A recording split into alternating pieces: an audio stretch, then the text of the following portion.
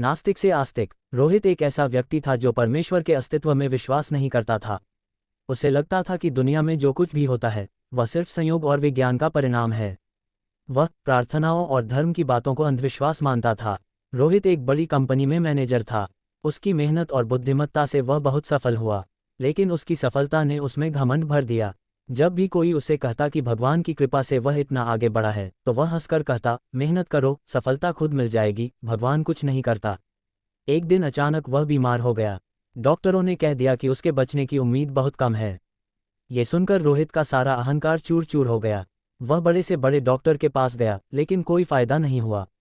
उसकी पत्नी बहुत धार्मिक थी। उसने कहा, एक बार भगवान पर भरोसा करके देखो। पहले तो रोहित ने मना कर दिया, लेकिन जब उसकी हालत और बिगड़ने लगी तो मजबूर होकर वह एक चर्च गया। वहां उसने पहली बार ईमानदारी से परमेश्वर से प्रार्थना की, अगर सच में तू है तो मुझे बचा ले। कुछ दिनों बाद जब डॉक्टरों ने फिर से उसकी जांच की तो वे हैरान रह गए। उसकी हालत में तेजी से सुधार हो रहा था। कुछ ही हफ्तों में वह पूरी तरह स्वस्थ हो गया। डॉक्टर भी इसे चमत्कार मान रहे थे। अब रोहित को यकीन हो गया कि दुनिया में कुछ ऐसी शक्तियां हैं जो विज्ञान से परे हैं। यह अनुभव उसे पूरी तरह बदल चुका था। अब वह नास्तिक से आस्तिक बन चुका था और हर दिन परमेश्वर को धन्यवाद देने लगा। इससे हम सिखाते हैं कि घमंड और तर्क से हमेशा सब कुछ समझा नहीं जा सकता।